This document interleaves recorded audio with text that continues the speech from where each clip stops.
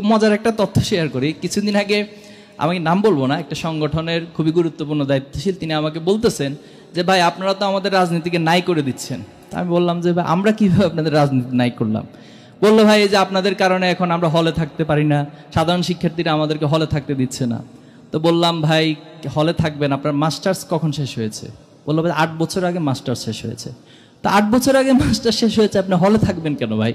বলে যে না আগে তো থাকতো, আগে তো আমাদের যারা বড় ভাইরা ছিল তারা হলে থাকতো, তারা 8 বছর না 18 বছর পর্যন্ত থাকলেও কোনো সমস্যা ছিল না। আর এখন মাস্টার শেষ করে 2 বছর পরে সাধারণ শিক্ষার্থীরা আমাদেরকে চাপ দিয়ে বের করে দিচ্ছে। তো বললাম যে এখানে আমাদের দায় কি? তো আপনারাই তো এটা করতেছেন। আমি বললাম যে না ভাই এটা তো সাধারণ শিক্ষার্থীদের দাবি, আমাদের দাবি। আরে ভাই এগুলো সব বুঝে আপনারা সাধারণ শিক্ষার্থী হয়ে আমাদেরকে মূলত এই কাজ করতেছেন।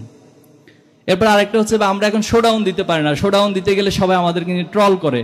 আমরা ভাই অমুক ভাই তমুক ভাইয়ের যে হাজার হাজার পোস্টার, এগুলো ক্যাম্পাসে এখন ছড়াইতে পারতেছি না, দিলে হচ্ছে শিক্ষার্থীরা ছিঁড়ে ফেলতেছে। এটা আমরা কিভাবে নাই করলাম? আমরা নাই করেছি মূলত শিক্ষার্থীরা যা চায়, ছাত্র শিবির সেই জায়গাগুলোকেই আমরা ওন করি এবং সে আলোকে বাংলাদেশের আগামী দিনের রাজনীতি, ছাত্র রাজনীতি প্রতিষ্ঠিত হবে ইনশাআল্লাহ।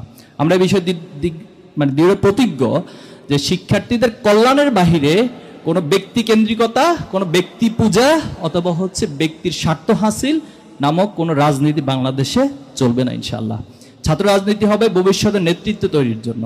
বাংলাদেশের পলিসি মেকিংয়ে ছাত্ররা ভূমিকা রাখবে, তাদের কাছ থেকে পলিসি পেপার আসবে যেটা রাষ্ট্রের গুরুত্বপূর্ণ সিদ্ধান্তের ক্ষেত্রে ভূমিকা রাখবে। আমরা এমন ছাত্র রাজনীতি চাই এবং সেই ছাত্র রাজনীতি যতক্ষণ থাকবে, যতক্ষণ চলবে, ততক্ষণই আমরা সেটার সাথে সবাই আছি ইনশাআল্লাহ। দেখুন, প্রতিটি মানুষেরই একটি স্বপ্ন থাকে। আপনি নিজের কনসাস মাইন্ডের স্বপ্ন দেখেন, আবার সাবকনসাস বা আনকনসাস দিয়ে অনেক সময় অনেক কিছু স্বপ্ন দেখেন। স্বপ্নগুলো কি নিয়ে? যদি খুব সংক্ষিপ্ত পরিসরে বলি যে আমি সমাজে একটু সম্মানের একটা পজিশন চাই, যেটা আমার একাডেমিক জায়গা থেকে হোক, আমার প্রফেশনাল জায়গা থেকে হোক, এই বিষয়গুলো মানুষ স্বপ্ন দেখে।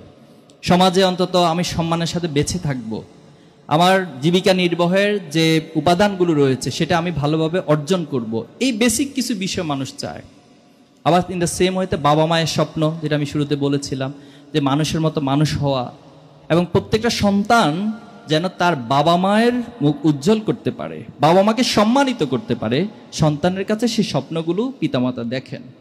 এখন প্রসঙ্গ হচ্ছে যে আমরা প্রাইভেট বিশ্ববিদ্যালয়ে ভর্তি হয়েছি, প্রাইভেট বিশ্ববিদ্যালয়ে ভর্তি এক একজন একটা সাবজেক্টে এখানে পড়ছেন।